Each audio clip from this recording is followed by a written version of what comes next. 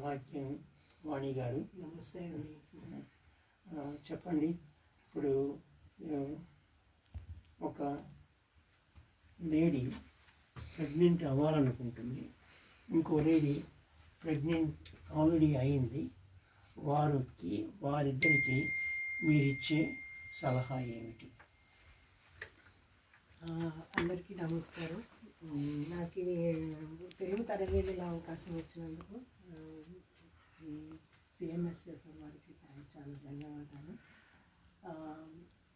ఒక అందరికీ ప్రెగ్నెన్సీ అనగానే అదొక డిసీజ్ లాగా డాక్టర్ దగ్గరికి వెళ్తున్నాం కాబట్టి అదొక డిసీజ్ అని ఫీల్ అవుతుంటారు. అది కాదు, ఇది నార్మల్ ఫిజియోలాజికల్ ప్రాసెస్. అది దానికి అంటే ఈ రోజుల్లో అందరు ప్లాన్డ్ ప్రెగ్నెన్సీస్ అలా ఉంది కాబట్టి మీరు ప్లాన్ చేసిన 1 month ముందు ఒక ఫోలిక్ యాసిడ్ అనే ట్యాబ్లెట్ డైలీ తీసుకుంటే ఫ్యూచర్ ప్రెగ్నెన్సీకి చాలా మంచిది.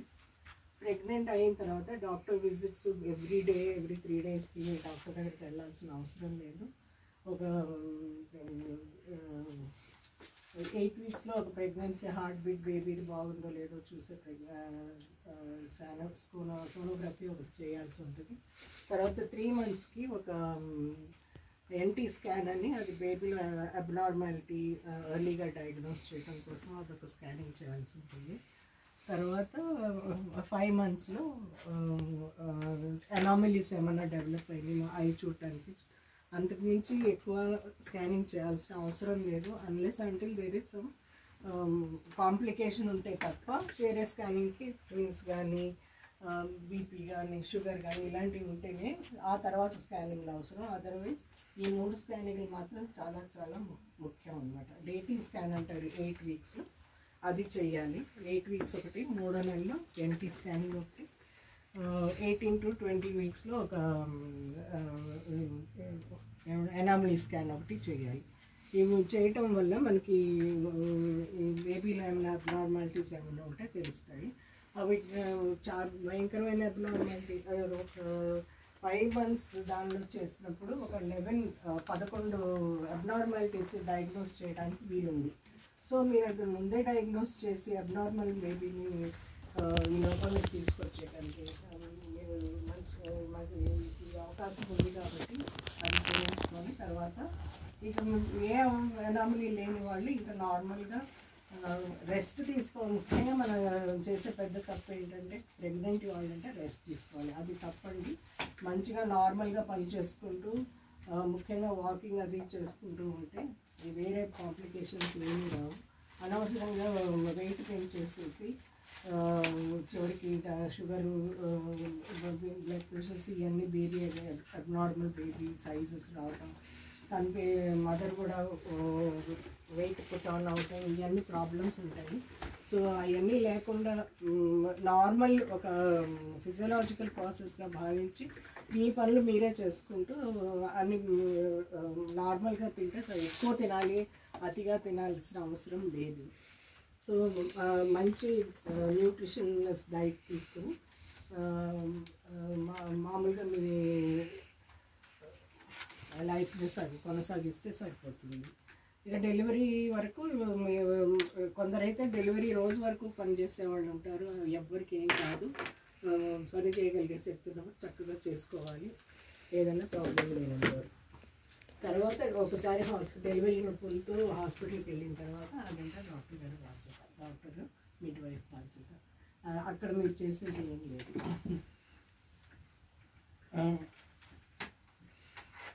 సౌభాగ్యం గారు మీరు చెప్పింది మొదట్లో ఒక ఫోలిక్ యాసిడ్ ట్యాబ్లెట్ తీసుకోవాలన్నారు. తర్వాత ఎన్ని స్కాన్స్ కావాలండి? 3 స్కాన్స్. మొదటి స్కాన్ ఎప్పుడు చేస్తారు? 8 weeks. రెండోది 11 to 12 weeks.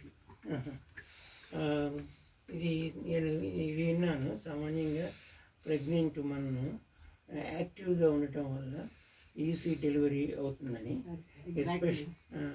ఎస్పెషల్లీ ఇప్పుడు చూడండి, ఇప్పుడు పనిచేసేవాళ్ళు కానీ అదేంటి పల్లెటూళ్ళల్లో వ్యవసాయం పనిచేసేవాళ్ళు వాళ్ళు నేను అబ్జర్వ్ చేసింది ఏంటంటే ఫుల్ ప్రెగ్నెన్సీ అంటే 9 నెలల దాకా కూడా చాలా యాక్టివ్గా అటు ఇటు తిరుగుతూ ఉంటుంది. అది మీరు చెప్తున్నారు. అప్పుడు ప్రెగ్నెన్సీ డెలివరీ వచ్చినప్పుడు అప్పుడు మీ రోల్ ఏమన్నా ఉంటుందా, ఏముండదా? డెలివరీ ఒకసారి హాస్పిటల్లోకి ఎంటర్ అయిన తర్వాత అది డాక్టర్ది హాస్పిటల్ రెస్పాన్సిబిలిటీ. అంటే మిడ్ వైఫ్ డాక్టర్గా మీ రోల్ ఏమన్నా ఉంటుందా? అఫ్కోర్స్ డాక్టర్గా మరి నా పేరు మీదే కదా డెలివరీ అయ్యేది. సో నేను అన్నీ మా మిడ్ వైఫ్ చెప్పేదాన్ని నేను కరెక్టా లేదా అని అన్నీ చూసుకుంటూ నేను కూడా మానిటర్ చేసుకుంటూ డెలివరీకి నేను పక్కన ఉండి అన్నీ చేయించాలి. సామాన్యంగా నార్మల్ డెలివరీ అంటారు. ఈ అందులో డెలివరీలో కాంప్లికేషన్స్ ఎలా వస్తాయండి? ఒక్కోసారి నేను విన్నది ఏంటంటే బేబీ అడ్డం తిరిగింది, అది అదేమిటదండి? అది బేబీ యూజువల్గా తల కింద ఉండాలి, కాళ్ళు పైన ఉండాలి, అది నార్మల్ పొజిషన్. ఒక్కోసారి ఏమవుతుందంటే కాళ్ళు కిందకి వచ్చి తల పైకి వస్తుంది, దాన్ని బ్రీచ్ ప్రెజెంటేషన్ అంటారు. అది ఎందుకు జరుగుతుంది? అది దైవికం అండి. ఒక్కోసారి పెల్విక్ బోన్స్ నేరోగా ఉన్నా కూడా అలా అవుతుంది. పెల్విక్ బోన్స్ నేరో స్థలం లేక అప్పుడు కిందకి బేబీ తల బోన్స్లోకి వెళ్ళలేక తల పైకి వచ్చేస్తుంది అనమాట. అది బ్రీచ్ ప్రెజెంటేషన్ అంటారు. ఒక్కోసారి అడ్డంగా కార్డ్ ఏమంటారు, అంబలికల్ కార్డ్ ఉంటుంది కదా, అది దానివల్ల కూడా ఒక ట్రాన్స్వర్స్ పొజిషన్ అని ఒకటి వస్తుంది. ఈ పొజిషన్స్లో తప్పనిసరిగా సిజేరియన్ చేయాల్సింది. నార్మల్ డెలివరీ అవుతుందని ఇంటి దగ్గర కూర్చుంటే అది మూర్ఖత్వం. బేబీకి మదర్కి ఇద్దరికి డ్యామేజ్ అవుతుంది. ఇప్పుడు చూడండి, పురాణాల్లో అయితే ఈ డెలివరీ టైంని అదేంటి ఫిక్స్ చేసి రావణాసురుణ్ణి ఉజ్జాయింపుగా తీసుకొస్తారు. అది పురాణాల్లో చెప్పినటువంటి కథ అన్నమాట.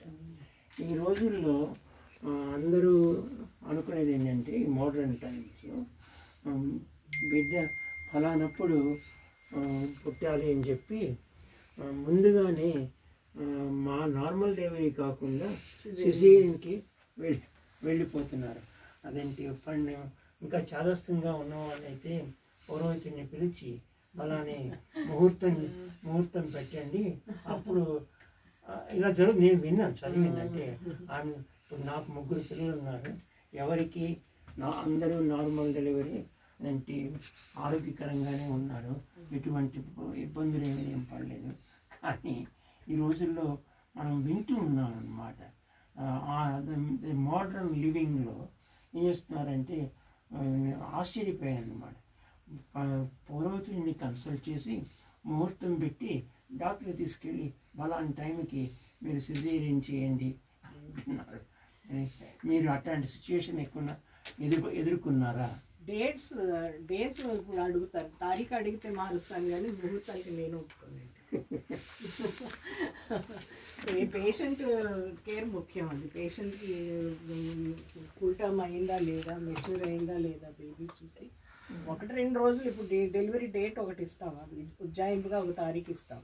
ఆ తారీఖుకి లేదు మేడం ముందే అంటే 1-2 రోజులకి మ్యాక్సిమం ఒక 1 వీక్ వరకు మార్చడానికి పర్వాలేదు. కానీ ముహూర్తం పెట్టి చేయమంటే అది నేను ఇందులో నేను కామేశ్వరరావు గారు నాదో చిన్న అనుమానం క్వశ్చను ఏం లేదండి డాక్టర్ సౌభాగ్య వాణి గారు.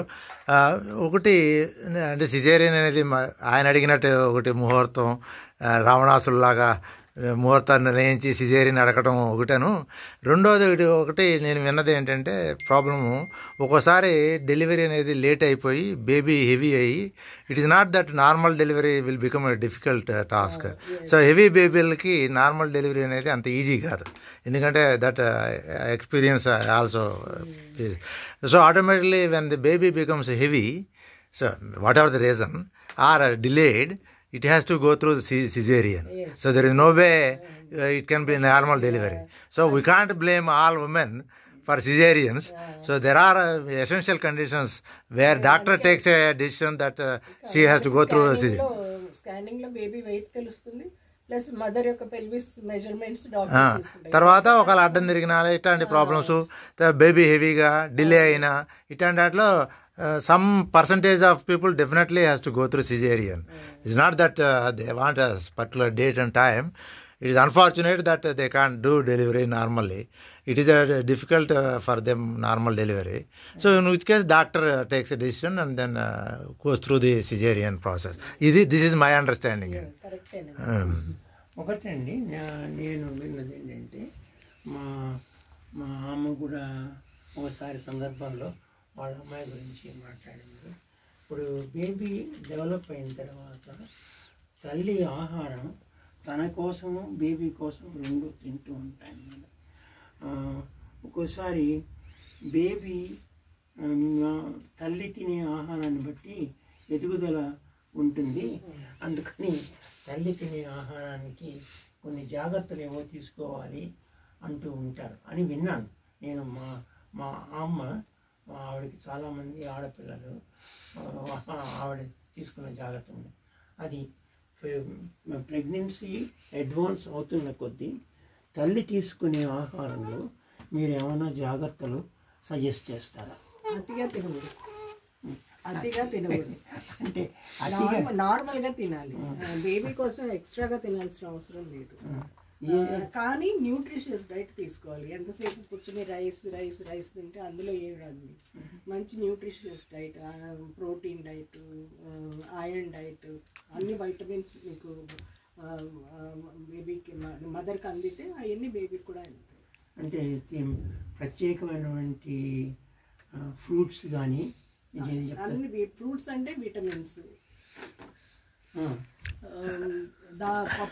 పప్పు పదార్థాలు అంటే ప్రోటీన్స్. సో మనకి సరైన న్యూట్రిషియస్ డైట్ ఉంటే సరిపోతుంది. అంతేగాని ఎక్కువ తినాల్సిన అవసరం లేదు. ఎక్కువ తింటే వెయిట్ పెరిగి అమ్మలు అత్తగారులు కూర్చోబెట్టి అన్ని తినిపిస్తూ ఉంటే కూర్చుని పని చేయకుండా వెయిట్ పుట్ అనేది బేబీ సైజ్ పెరిగి తర్వాత సిజేరియన్ అంటే మళ్ళీ కూర్చొని బాధపడతారు. నాది ఇంకో క్వశ్చన్ ఉందండి. ఇక్కడ ఆస్ట్రేలియాలో డెలివరీ అంటే అమ్మలో అత్తలే కాకుండా హస్బెండ్కి కూడా ట్రైనింగ్ ఇస్తారండి. So they from pregnancy onwards until 9 months delivery వరకు husband also has to go through the training programme how the delivery goes. So మీకు తెలిసినంత వరకు ఆస్ట్రేలియాలో అది husband is very important, plays a role in delivery compare to mother or anybody. So ఇండియాలో ఎలా ఉందండి ఇప్పుడు పరిస్థితి? కొంచెం ఇంప్రూవ్ అవుతుందా హస్బెండ్స్ ఇన్వాల్వ్మెంట్? మంచి అడ్వాన్స్ సిటీస్లో ఉంటుంది కానీ చాలా వరకు పల్లెటూరులో లేదు. అంటే సిటీల్లో బహుశా హాస్పిటల్లో ఎలా చేస్తారో. అంటే హస్బెండ్ వచ్చి తన వైఫ్ ఎలా బాధపడుతుందో తెలిస్తే కదా తర్వాత టేక్ కేర్ చేసేది బేబీని. సో ఇంటికాడ both husband and wife working people అయితే they have to both involve in raising the kid కదా. So they have to go through and understand the process and problems. So from the day one anyhow. So it is actually in Australian culture. చాలా మంచి culture అండి. Husband కూడా council చేయటం. ఎందుకంటే ఇద్దరు work చేస్తున్న world కదా 21st centuryలో. నీడ్ టు అండర్స్టాండ్ బేబీని ఎలా హ్యాండిల్ చేయాలి, బేబీని ఎలా స్నానం చేయించాలి, ఎలా పెట్టాలి, ఇవన్నీ కూడా హస్బెండ్ కూడా నేర్చుకుంటే ఒక్క తల్లి మాత్రం ఎంత చేస్తుందండి. అంటే బేసికల్గా వర్కింగ్ 3 months 6 months వాళ్ళు they have to go back to their work కదా. So in that case they definitely help all these things. So it is I can see here in this culture a lot, and I hope that in India also సిటీసే కాకుండా పల్లెటూరులో వాళ్ళు కూడా ఇది నేర్చుకుంటే కొంచెం మన men dominated culture నుంచి కొంచెం మనం మారచ్చు. థ్యాంక్స్ అండి. అదే ఏంటి డెలివరీ రాబోయే ముందు తండ్రి కూడా ఈ డిస్కషన్స్లో పాల్గొనటం, అది ఇక్కడికి వచ్చిన తర్వాత అదేదో వింతగా ఉంటుంది. ఇండియాలో ఇప్పుడు నేను మా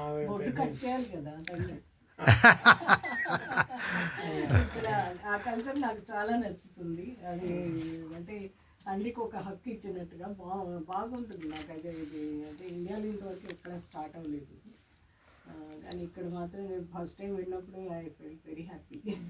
ఇప్పుడు డెలివరీ అయిన తర్వాత మీ రోల్ ఏమైనా ఉంటుందా as a gynaecology?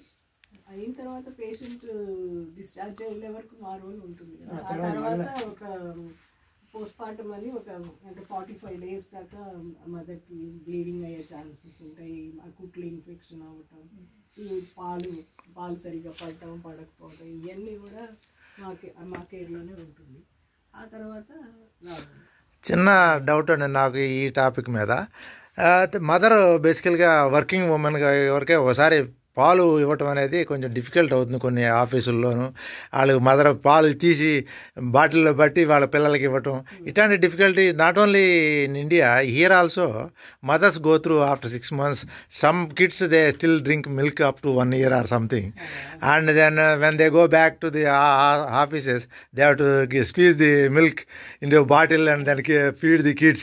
People giving a mother milk to the kid up to 1 year becomes hard even in Australia. So I'm not sure in India how they face working women. మీ ఎక్స్పీరియన్స్లో ఎలా? Milk collect చేసి పెట్టి ఇంట్లో ఎక్కడ వర్క్లో ఉన్నా కూడా bottles తీసుకెళ్ళి collect చేసి పెట్టుకొని ఇంటికి వచ్చినప్పుడు ఇవ్వటం వల్ల. యాక్చువల్లీ రూల్ ఏంటంటే breast feed the baby as long as possible. అది best for kid as well as mother. కొంతమంది modern women they stop feeding baby as quickly as they can, so that they can go back without much difficulty in work place. But work అనేది ఒక part అయితే లైఫ్లో పిల్లలు కూడా very important in their life.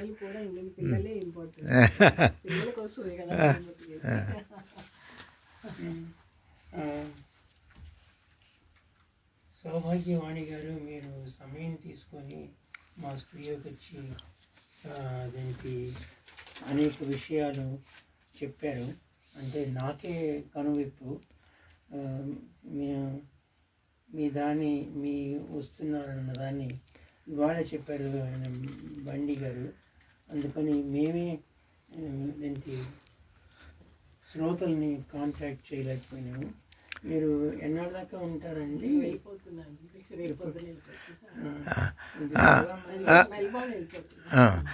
Kameswara Rao గారు, చివరిసారిగా ఒకసారి ఎవరైనా వింటూ ఏమైనా డౌట్లు క్వశ్చన్లు ఉంటే వాళ్ళకి అవకాశం ఇద్దాము.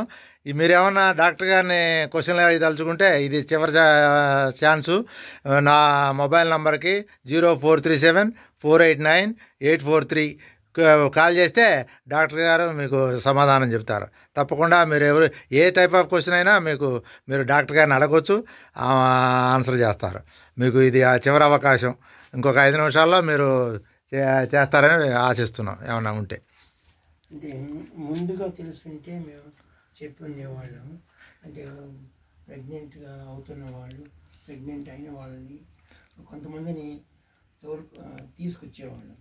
మీరు వినే ఉంటారు, మహాత్మా గాంధీ సౌత్ ఆఫ్రికాలో ఆయన ఉద్యమం ప్రారంభించేటప్పుడు చాలా తక్కువ మంది వచ్చారన్నమాట. మహాత్మా గాంధీ చెప్తారు, ఆ వచ్చిన వాళ్ళు మా ఆవిడ స్నేహితులు అని చెప్పి. ఏదైనా సంగతి అయితే మనం కొంచెం ప్రయత్నం చేసి ప్రచారం చేయాలి. మీరు బండి గారు ఇవాళే చెప్పారు, అందుకని మేము శ్రోతలను ఎవరిని కాంటాక్ట్ చేయలేకపోయినాము.